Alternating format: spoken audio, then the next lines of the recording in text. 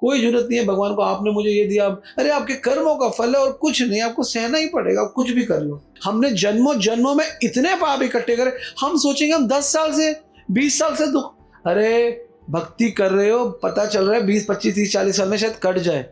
जो भक्ति नहीं करते उनके 20 हजार 50 हजार जन्म तक नहीं करते। हम तो भक्ति करते हैं, हमें प्रॉब्लम क्यों आती? क्योंकि आप प्रॉब्लम वाली भक्ति करते हो, इसलिए आपको प्रॉब्लम आती है। हम क्या करते हैं, हजारों देवी देवता, शनि देव स्वाहा, मंगल देव स्वाहा, बृहस्पति देव स्वाहा, इंद्र स्वाहा, वरुण स्वाहा, दुर्गा स्वाहा। जिस दुर्गा की आप सेवा करते हो वो तो वैष्णवी है, वो तो विष्णु की है। वो कहती है विष्णु को प्राप्त कर लो। जब हम विष्णु को प्राप्त नहीं करते तो हमको दंड देती है। दंड क्या देती है? संसार देती है, दंड है ये।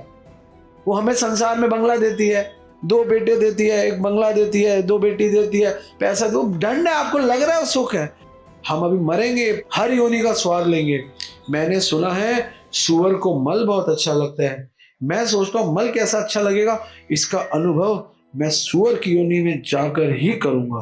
तो भगवान कहते हैं ओके, हरे कृष्णा, बन जाओ सूअर और खा लो मल।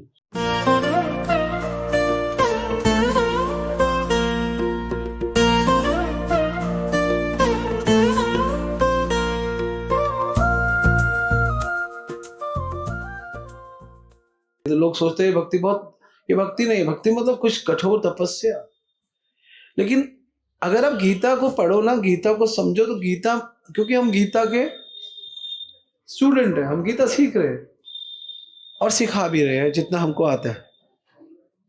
गीता में भगवान कृष्ण अर्जुन को बहुत सुंदर बताते हैं। क्या बताते हैं अर्जुन को? अर्जुन, ओम इति एक अक्षर ब्रह्म। क्या बोलते हैं? एक अक्षर है ओम, जिसको लोग कहते हैं ब्रह्म। क्या कहते हैं? मतलब भगवान कहते हैं ओम को। एक ऐसा अक्षर है अर्जुन, ओम इति एक अक्षर ब्रह्म। लेकिन वास्तव में वो है क्या? व्याकरण माम अनुस्मरण।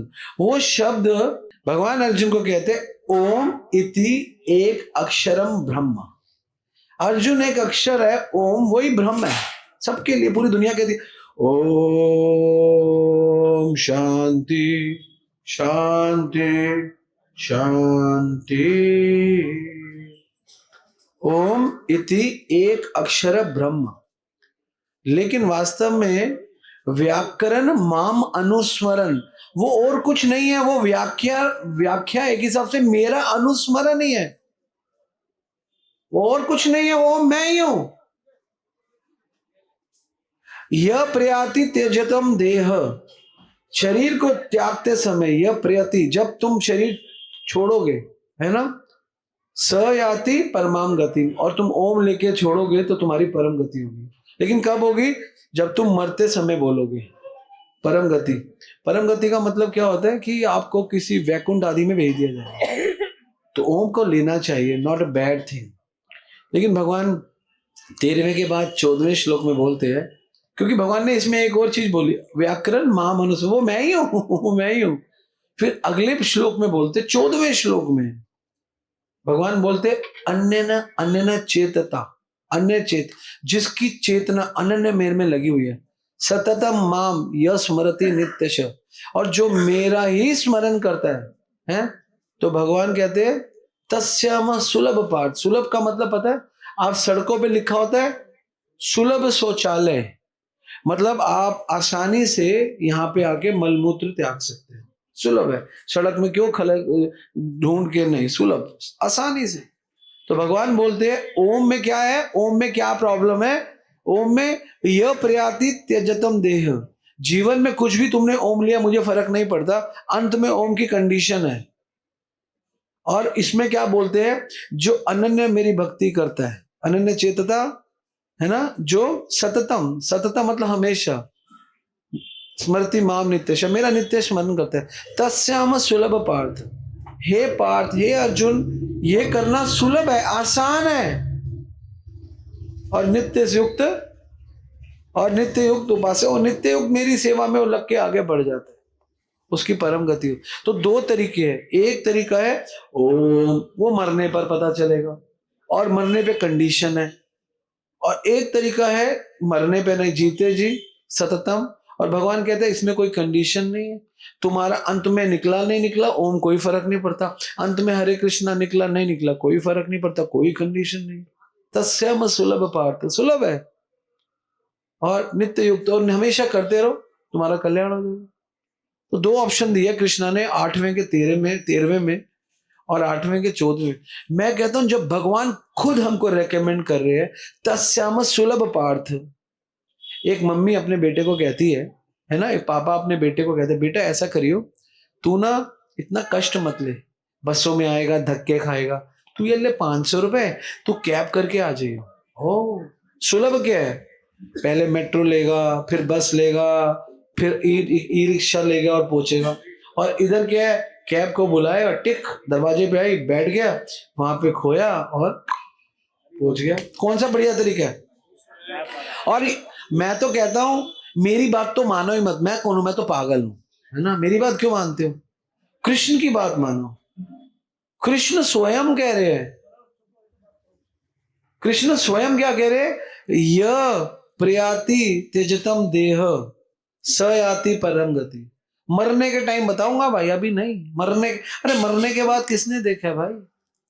भागवत कहती है जीवते यो मुक्ति पदे सुदाय भाग, मुक्त होना है तो जीते जी हो जाओ, है ना। तत्यनुकंपा सुसुमिक्षमाण भुंजाने वात्मा कृतम विपाकम हृद्वाग वबुर्भि विदुनम नमस्ते जीवे तो यो मुक्ति पदे सुदाय भाग। तो क्या आपको भगवान की बात पे शक है या नहीं, शक है या नहीं, नहीं।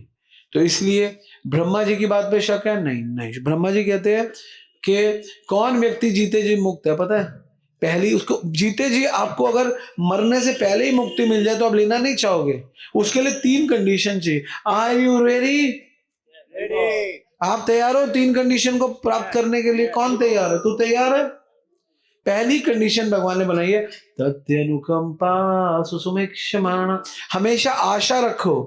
एक आशा राम से तू दूजी आशा छोड़ दे, एक नाता राम से तू दूजा नाता तोड़ दे, विधि का विधान लाभ हानि सही है, जाहे विधि राखे राम ताहे विधि रही है, जाहे विधि राखे राम ताहे विधि रही है, जाहे विधि। सीताराम सीताराम सीताराम कहिए, जाहे विधि राखे राम ताहे विधि रही है।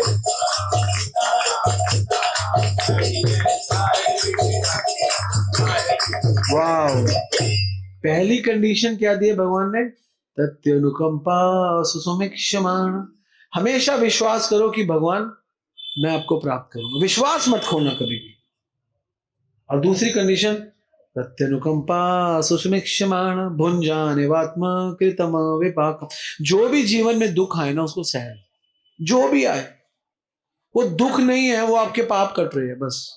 बहुत पाप, हमने जन्मों जन्मों में इतने पाप इकट्ठे करे, हम सोचेंगे हम 10 साल से 20 साल से दुख, अरे भक्ति कर रहे हो, पता चल रहा है 20 25 30 40 साल में शायद कट जाए। जो भक्ति नहीं करते उनके 20 हजार 50 हजार जन्म तक नहीं करते। ये जो आप 5 10 15 20 साल के लिए रो रहे हो ना, ये कुछ नहीं है। तो दूसरी चीज, पहली चीज भगवान आशा करो, दूसरी चीज जो भी जीवन में दुख है उसको सह लो। कोई जरूरत नहीं है भगवान को आपने मुझे ये दिया, अरे आपके कर्मों का फल है और कुछ नहीं, आपको सहना ही पड़ेगा, कुछ भी कर लो।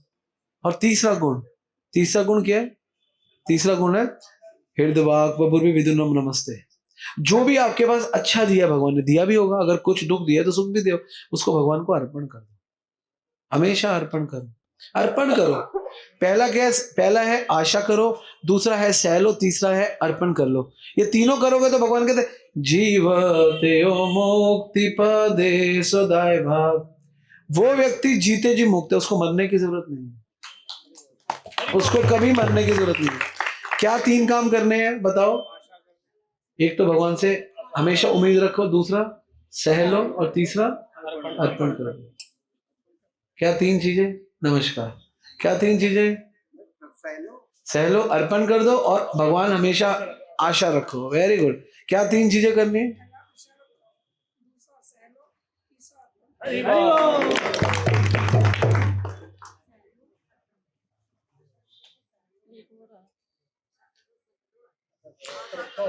आशा करो नहीं, आशा रखो। आशा करो क्या? आशा रखो। अब यहाँ पे क्या है? हाँ, आपसे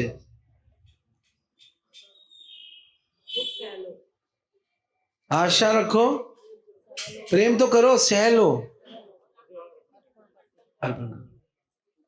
लोग कहते हैं उनसे सहा नहीं जाता, हम क्या करें? आपको सहना ही पड़ेगा, रोने से कुछ नहीं होगा। हंसते हंसते सह लो। एक गाना था ना, हंसते हंसते कट जाए रस्ते, ला ला ला ला ला ला ला ला, खुशी मिले या गम बदलेंगे ना हम, दुनिया चाहे बदलती रहे। जब मैं बहुत छोटा था ना, अमिताभ बच्चन की पिक्चर आई थी, रेखा की थी, राकेश रोशन, खून भरी मां। एनीवे, इनसे क्या सीखना है हमको? इनसे सीखना है कि सह लो भाई, जो सहता है वही रहता है। और क्यों और सहना है। और भगवान की इतनी कृपा है, इतनी कृपा है, गीता के माध्यम से हमको बताते हैं कि अर्जुन तू तस्याम सुलभ पार्थ, और इस रास्ते को चुन ले। कौन सा रास्ता? अनन्यता का। अनन्यता क्या होती है? क्या होती है माता जी? अनन्यता क्या होती है? जब आपके जीवन में कोई और ना हो। हम बोलते हैं ना, एक आशा राम से। हम एक आशा राम से नहीं करते, हम एक आसाराम ले लेते हैं अपने जीवन में। तो हमें एक आशा राम लेना है, एक आशा राम से लेनी है। समझ गए? राम से आशा। हम क्या करते हैं? हजारों देवी देवता, शनि देव स्वाहा, मंगल देव स्वाहा, बृहस्पति देव स्वाहा, इंद्र स्वाहा, वरुण स्वाहा, दुर्गा स्वाहा, और कौन है? शनि स्वाहा, भैरव बाबा स्वाहा, अरे पीर बाबा स्वाहा, और साईं बाबा स्वाहा, गुरु जी स्वाहा, गुरु माँ स्वाहा, बाबा बापू स्वाहा। अरे एक कृष्ण ही स्वाहा। भगवान बोलते व्याकरण मां मनुस्मरण, ओम भी मेरे से ही है भाई। और यह प्रजाति त्यजन्ते देह, और जो उस समय तो छोड़ता है ना, तो उसकी क्या भगवान बोलते हैं? स यातिम परम गति, उसकी परम गति। गीता पढ़ोगे तो गीता में भगवान बोलते हैं ये अन्य, बोलो मेरे साथ, आप बोलो, नहीं नहीं आप दोनों बोलो, बोलो, ये अन्य देवता भक्त्या यजन्ति श्रद्धायान्विता ते अपि माम कौन्तेय यजन्ति अविधि पूर्वकम। मतलब समझ में आया? दोबारा पर अब मतलब की तरफ जाना। ये अन्य देवता भक्त्या, हाँ, ये अन्य देवता भक्त्या यजन्ति श्रद्धायान्विता, उनको बहुत श्रद्धा से भजते हैं। ते अपि माम कौन्तेय, हे मेरे प्रिय कौन्तेय, यजन्ति अविधि पूर्वकम, उनकी भक्ति की विधि अविधि है, पूरी नहीं है, अधूरी है। ये नहीं कहा गलत है, ये नहीं कहा भगवान ने। भगवान ने कहा पूरी नहीं है। ये जितने भी देवी देवता ये गलत नहीं है, ये इन बाबा बापू से तो बहुत अच्छे है, लेकिन इनका उद्देश्य एक ही है। जिस दुर्गा की आप सेवा करते हो वो तो वैष्णवी है, वो तो विष्णु की है। वो कहती है विष्णु को प्राप्त कर लो। जब हम विष्णु को प्राप्त नहीं करते तो हमको दंड देती है। दंड क्या देती है? संसार देती है, दंड है ये। वो हमें संसार में बंगला देती है, 2 बेटे देती है, 1 बंगला देती है, 2 बेटी देती है, पैसा दो, दंड है। आपको लग रहा है सुख है, क्योंकि वो भगवान कहते हैं कोई बात नहीं, वो दंड है। लेकिन वो दुर्गा आपको सुख दे सकती है जब वो दुर्गा आपको गुरु दे देती है। जो दुर्गा दुर्गा को ज्ञान दे देती है। भगवान गीता में बोलते हैं देवी होशी गुणमयी मम माया दुरत्या, ये गुणों की माया है, मेरी है ये दुर्गा, मम माया, लेकिन माँ में भी प्रपद्यन्ते, लेकिन अर्जुन जो मेरे पास आना चाहता है माया में ताम, उसको दुर्गा छोड़ देती है, कहती है स्वामी का, और दुर्गा आपकी भक्ति करती है। जो दुर्गा के भक्त है और बाद में कृष्ण भक्त बनती है तो दुर्गा उनकी भक्त बनती है। आपको पता है बात? ये बात आपको नहीं पता, मैं आपको बता रहा हूं। दुर्गा उनकी भक्त बनती है। किनकी? जो कभी दुर्गा के भक्त थे, जब वो दुर्गा के भक्त कृष्ण भक्ति करते हैं और कृष्ण भक्ति में पराकाष्ठा को प्राप्त कर लेते हैं तो दुर्गा उनकी भक्ति करती है, कभी कष्ट नहीं देती, प्रेम करती है। दुर्गा बहुत अच्छी है, बहुत माँ है हमारी, गलत नहीं है। लेकिन हम क्या करते हैं? हम कहते हैं हमें संसार दो, संसार दुख है। गीता से आप जानोगे तो आपको पता चलेगा, भगवान बोलते हैं संसार दुख है, माम उपेत्ते पुनर्जन्म दुखालय अशाश्वत। अर्जुन ये दुखालय है, मात्र स्पर्श तू कौन थे शीत उष्ण सुख दुखदा, तू शीत उष्ण सुख दुखदा, मात्र स्पर्श, जब तुम इन इंद्रियों का स्पर्श करते हो, मात्रा स्पर्श मतलब जीवा को रसगुल्ला खिलाते हो, कानों को सुनाते हो, आंखों को दिखाते हो, हर इंद्रियों को उसका सुख देते हो, तो ये क्या है? मात्रा स्पर्श तो कौन थे शीत उष्ण सुख दुखता है, गर्मी और सर्दी की तरह आएगा जाएगा। आगम अपायनियो अनित्य, अनित्य आगम अपायनियो मतलब आना जाना है इसका, कभी सुख रुकेगा नहीं, कभी नहीं रुकेगा, दुख में आएगा, कभी दुख भी नहीं रुकेगा, चिंता मत करो, सुख बन जाएगा। आगम अपायनियो अनित्य ताम तितिक्षु भारत, और तुमको क्या करना है? तितिक्षु, तुम्हें सहन करना है। तितिक्षु मतलब तुमको टॉलरेट होना, बहुत मुश्किल होता है टॉलरेट होना, लेकिन करना है। सबके लिए 2-4 आधा किलोमीटर चलना सुलभ है, सबके लिए यहाँ पे कड़ी चावल खाना सुलभ है, सबके लिए इकट्ठा बैठ के सुनना सुलभ है, सबके लिए हरे कृष्णा महामंत्र करना सुलभ है। इसमें क्या जा रहा है? ओम ध्यान में रह के कोशिश करना भगवान को प्राप्त करनी बहुत मुश्किल है, क्योंकि जैसे ही ध्यान में जाओगे तो आपको ध्यान इधर उधर संसार ही आएगा और कुछ नहीं आएगा। कलयुग केवल ध्यान आधारा, ध्यान आधारा नाम आधारा, सिमर सिमर नर ध्याते ध्याते नर उतरे, ऐसा तो नहीं है ना? कलयुग केवल नाम आधारा, सिमर सिमर नर उतरे ही पारा। नानक देव जी कहते हैं भय प्राप्त मानुष दे हरिया, बड़ी मुश्किल से मनुष्य दे मिला, अब गोविंद मिलन की है तेरी बरिया। अब गोविंद से मिलने, अवर काज ना कीते काम, कोई काम नहीं आएगा, मिले साध संगत भज केवल नाम। नानक देव जी कह रहे भय नाशन दुखमती हरन, हरि कली में हरि का नाम, निज दिन नानक जो जपे होवे सब सो काम। नानक देव जी कहते हैं हरि का नाम जपो जी, और कुछ नहीं जपना, तो तुसी हरि का ना जपो। नानक देव जी वही कह रहे हैं, भगवान भी अर्जुन को कह रहे हैं सतत कीर्तन तो मैं तंतश्च दृढ़वित होके करो। तो भगवान क्या एक्सपेक्ट करे? भगवान कह रहे तत्स्याम सुलभ पार्थ, तुम बस सुलभ काम करो, मेहनत वाले काम मत करो। जब तुम्हारे पास अच्छे खासे पैसे है, अच्छा पैसा मतलब अच्छे खासे कृष्ण है, कृष्ण से धनवान कौन है? सोने की द्वारिका है वही तो कृष्ण है। कृष्ण जैसा बलवान भी कोई नहीं है, एक 7 दिन एक चिच्ची उंगली पे उन्होंने, सब कृष्ण से ज्यादा सुंदर भी नहीं है, उनका नाम है राधा श्याम सुंदर, उनके जैसा ऐश्वर्य भी नहीं, उनके जैसा ज्ञान भी नहीं है। बस 40 मिनट में पूरी गीता सुना दी, लोगों को 40 करोड़ जन्म लग जाते गीता का, एक चीज समझ नहीं आती। कृष्ण ज्ञानवान, बलवान, ध्यान धनवान, ऐश्वर्यवान, सब कुछ है। तो भगवान कहते तस्याम सुलभ पा, सुलभ है भक्ति, लेकिन अब प्रॉब्लम आती है हमारे लिए सुलभ क्यों नहीं है? क्योंकि हम सुलभ नहीं है, बस और कोई कारण नहीं। हम भी सुलभ हो जाएंगे, और क्योंकि हम सुलभ नहीं है, क्यों? क्योंकि सुलभ का सु हमने हटा दिया, लब में से है ना, लब में से ल और भा के बीच में डंडा हमने लगा दिया, क्या हो गया? हमने सु को हटा दिया और डंडा लगा दिया, लाभ के चक्कर में रह रह के सुलभ को छोड़ दिया। जब तक भौतिक लाभ के चक्कर में रहोगे सुलभ छूट जाएगा। तो ये डंडे को मत लगाओ, सु को मत हटाओ, और सुशील बन जाओ। और ये लाभ नहीं है, सुलभ एक्चुअली है, हमें सुलभ होना है, हमें लाभ नहीं लेना। जब सुलभ हो जाएंगे तो परम लाभ मिलेगा, ये हमको नहीं पता। सुलभ का मतलब है परम लाभ। और हम क्या करते हैं? सुलभ में से सु को मारते हैं, बीच में डंडा लगा देते हैं, ला को और भा को काट देते हैं। तो इसलिए ला का मतलब कौन है? लीलाधर, और भा का मतलब कौन है? भरने वाले भगवान। उनको लीला उनकी नहीं देखते, उनका उनका भरण पोषण नहीं समझते, हम गड़बड़ कर लेते। तो इसे सुलभ पार्थ तस्याम सुलभ पार्थ, और लाभ के चक्कर में रह के सुलभ को हटा देते, हमारी प्रॉब्लम है। तो लाभ कैसा है लेना चाहिए? आध्यात्मिक लाभ, जो परम लाभ है, परम लाभ के लिए जाओ। जब हम परम लाभ के लिए जाते हैं, छोटे मोटे क्या है, क्या छोटी चीजें।